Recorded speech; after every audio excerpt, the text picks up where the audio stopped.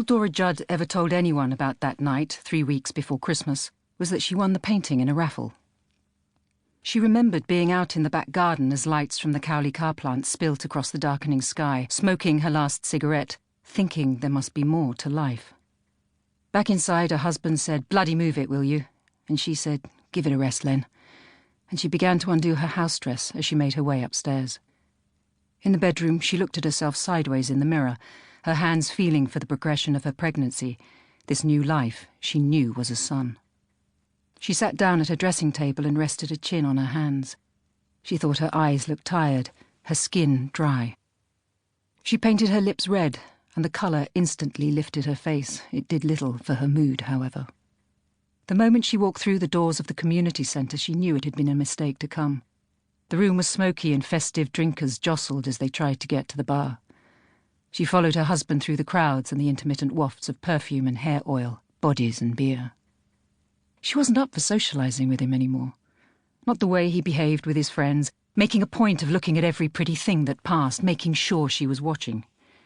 She stood off to the side, holding a glass of warm orange juice that was beginning to make her feel sick. Thank God Mrs. Powers made a beeline for her, clutching a book of raffle tickets. "Top prize was a bottle of Scotch whisky," said Mrs. Powers, as she took Dora over to the table where the prizes were laid out. "Then we have a radio, a voucher for a haircut and set at Audrey's coiffure, a tin of Quality Street, a pewter hip flask, and lastly," and she leant forward for this confidence, "a Mid-Siles oil painting of very little worth. Albeit a fine copy of a European work of art," she added with a wink. Dora had seen the original on a school trip to London at the National Gallery's Pimlico site. 15 years old she'd been, full of the contradictions of that age. But when she had entered the gallery room, the storm shutters around her heart flew open, and she knew immediately that this was the life she wanted. Freedom, possibility, beauty. There were other paintings in the room too, she remembered. Van Gogh's Chair and Seurat's Bathers at Asnières.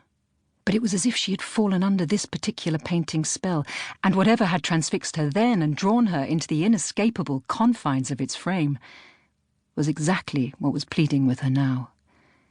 "Mrs. Judd," said Mrs. Powers.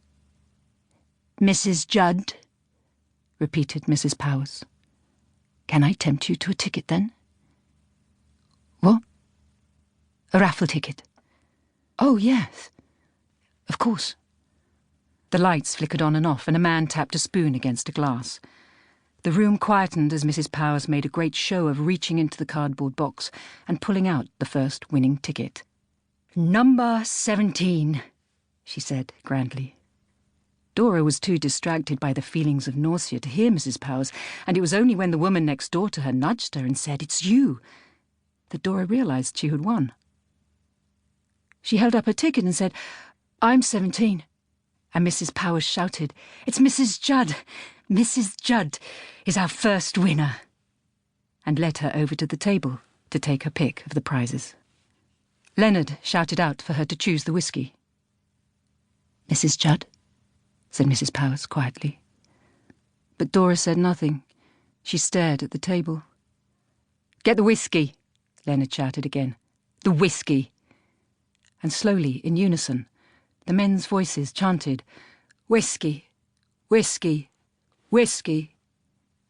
"Mrs. Judd," said Mrs. Powers, "will it be the whisky?" And Dora turned and faced her husband and said, "No, I don't like whisky. I choose the painting instead." It was her first ever act of defiance, like cutting off an ear, and she made it in public.